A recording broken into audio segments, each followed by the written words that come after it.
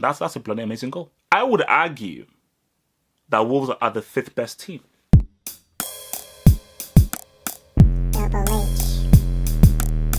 Double H. Double H.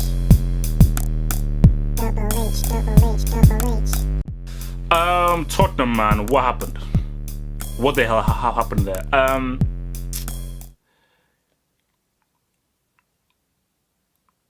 As much as we want to talk about how Tottenham completely and totally messed that up, it would be wrong, and I think it would be very, very offensive if we don't actually acknowledge the incredible work of one Nuno Espirito Santo, because his work with this Wolves team has been amazing. So I think this match really was on two fronts.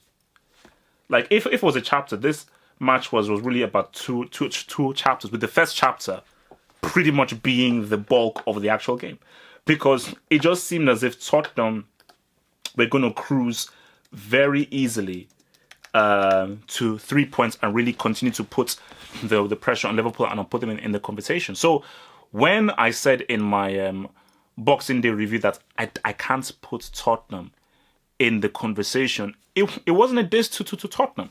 It was just what I saw of them and what I just see of Tottenham. That no, you can't really put them in this conversation because they're not built like that. It's no offense, they're just not built like that. But I think, we've got. I want to talk about Harry Kane. Harry Kane MBE. He's going to get an MBE in the new year.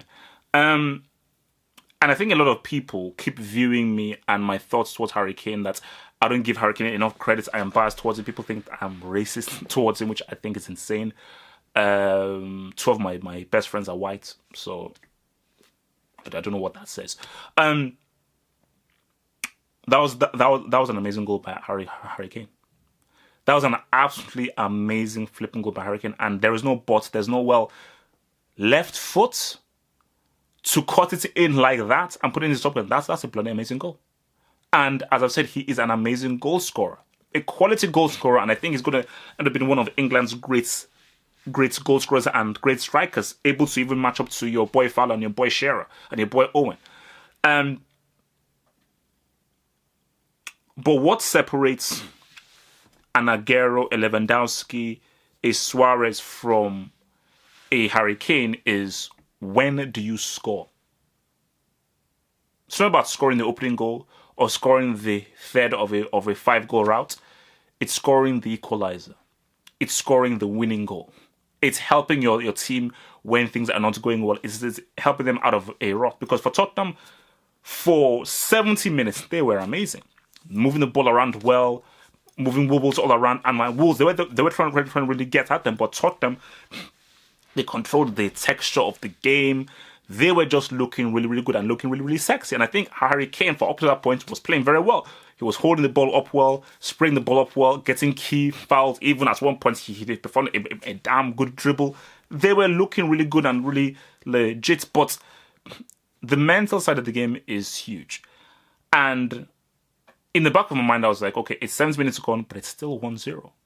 As much as Tottenham have dominated, as much as they've controlled, I'm not seeing 2-3-4-0 there. It's 1-0. And the back of my mind was like, okay, can Tottenham either see this through 1-0 or are they going to add a second or a third? But for me, what would have been really impressive for me and really impressed me is if Tottenham had seen this through 1-0.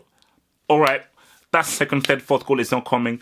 Let's maybe bring in another midfielder. Let's consolidate. Let us really just hold it through. Let's not try and force the issue, but let's just make sure and ensure that Wolves do not get that goal. But then the corner comes in through, and your boy Willy Bowley with a damn good header. Lloris could have done better. Maybe if his positioning was better, he could have done better. So at 1-1, I was like, okay, wow. This is now where Tottenham now have to show resolve. And then I looked towards Harry Kane. I'm like, Kane, we need you now. We need you to try and do something now. It's 1-1. Things are not going well. It's very different where it's 0-0 and 1-0. Things are going all rosy. Things are not going hard now. We now need to show your top tier status and really try and change the culture and the texture of this game. But the 2 goals from Jimenez and Costa were brilliant. I mean, that Jimenez goal, how he was able to get the ball and just sneak it through. That's why he had to take off the shirt. That was just a quality, a superbly taken goal. And the Helder Costa goal, remember the Helder Costa goal came from amazing switch of play by Ruben Neves, beat the offside trap, and Costa, boom, left foot, opened his body up in. Because a lot of people talk about Tottenham and how they self-destructed and they bolted and so forth. I think that's wrong. Yes, Tottenham should have done better, defended better, and had greater mental strength. We've got to talk about Wolves and Espirito Santo. For me, performance-wise, if we take away I'll tell you right now, if you look at City, Liverpool, Chelsea, Tottenham, I would argue that Wolves are the 5th best team.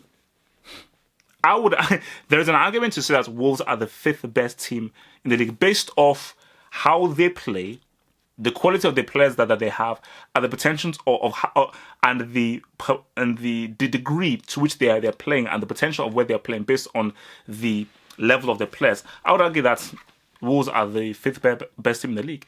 What Espirito Santo is doing with these guys is amazing because these guys are playing damn good football. And I think, of course, it's by him really bringing a Portuguese influence and flavour into the team. They also give them that bit of continental sexiness of their football with a bit of the English grit in there.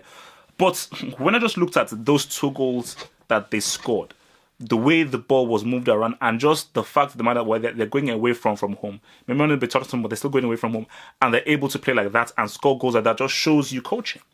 It shows you the amazing coaching. So I think that we have to give Espirito Santo credit.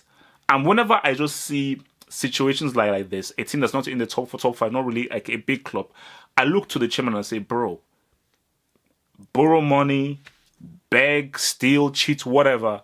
Espirito Santo he deserves funds to add to this team. He deserves funds to add to this because Wolves can really do some very interesting things. They can do some very interesting things because, I just want to see where they're on the table right now. 7th. They're currently 7th in the table right now. So, but back to Tottenham. You just say, okay, where did this go wrong for them? I just really believe that. And this is why I said it in my Liverpool post-match. For me to take you seriously, I need to see whether you can do the two flex. And the 2 flex is, can you win big and can you win small? Can you win big and can you win small? This was a game in which, all right, okay, can you remember, away to Wolves gave them issues. So obviously this is a team that definitely gives Tottenham issues because Wolves are a team that knows how to attack and they know how to play on the ball. So because they know how to attack and play on the ball, they can exploit how expansive Tottenham are and exploit the kind of space that Tottenham will give teams because Tottenham like to attack and like to move guys forward and have a lot of space within their team. They're not a composed team that sits back. They want to really push forward and really sit forward. So as good as they are defensively, they're definitely a team that really gives you opportunities. But I was looking for Tottenham to say, can you get that 1-0? Can you really hold this through? And, to lose 3-1 from being that's again, it's a mental pimp because from 1-0 up for 70 minutes and to lose 3-1, that's not great, man. That is not good. You see, I don't want to jump because Tottenham have been doing so well. They've been playing so brilliantly. I don't want to now jump into cool, it's Levy's fault. See, now they're not going to get tired and they're now going to start losing points because they didn't buy anyone in the summer. It's one game. And a game in which I thought that they were winning for 72 minutes. So it's just one of those freak things of wow, just the game just turned and they were unable to gain a hold of it and change things. So let's see what happens in the next game. Let's see what happens with them in the next game. Let's just see how they react against Cardiff City on New Year's Day. But it is a tough one. It is definitely, it would be a very tough loss for Tottenham because Tottenham would have known that, damn it, we could have still been 6 points behind and this was a game at home and we were winning the game. Not we were winning the game, we were controlling the game. We had full control of the game, and this was a game that we really should have seen out through. So, yeah, man. And look, as I told you, man, they're going to miss Son. You know, I thought Son played well. He could have gotten a few goals. They're definitely going to miss what he brings to the attackers. Even if he did not score, I still think that you still see what he brings to this team. So, for Tottenham, I just think that for Pochettino, he just has to just look at these guys and just tell these players that to move to the next level, we have to do more than just play well. We have to do more than just be really good footballers. Because if I was Pochettino, I'd tell them, I know you're good for footballers. I know you're really good footballers. I know that you're really talented. That's not enough to win a trophy. It's not enough to really be an elite team that really is right at the summit. Not just near the summit, but right at the summit. We have to be mentally strong, psychologically strong. We've got to do the dirty things well. And we've got to win dirty. We've got to win small. You've got to be able to win small. And this was a game in which we had to find a way, whatever way it was, find a way to walk off that pitch with 3 points. And it is unacceptable to, at home, to be winning for 70 minutes, and in the space of 10-15 minutes, we concede 3 goals against Wolves while we're at home. That's not good enough, you know. But for Wolves and Espirito Santo, amazing. For me, this is an amazing team to watch. Chairman, give Espirito Santo some cash. Let him buy more players from the continent, because I think Wolves can be a very, very exciting team to watch in the Premier League and are not really part of the bigger clubs. Thanks for watching the video. Now think about becoming a Football Hot patron by pledging an amount each month and then gain access to exclusive content only on the Football Hot patron page. Peace. Head over to the official site at halffootballhot.com or just click over here.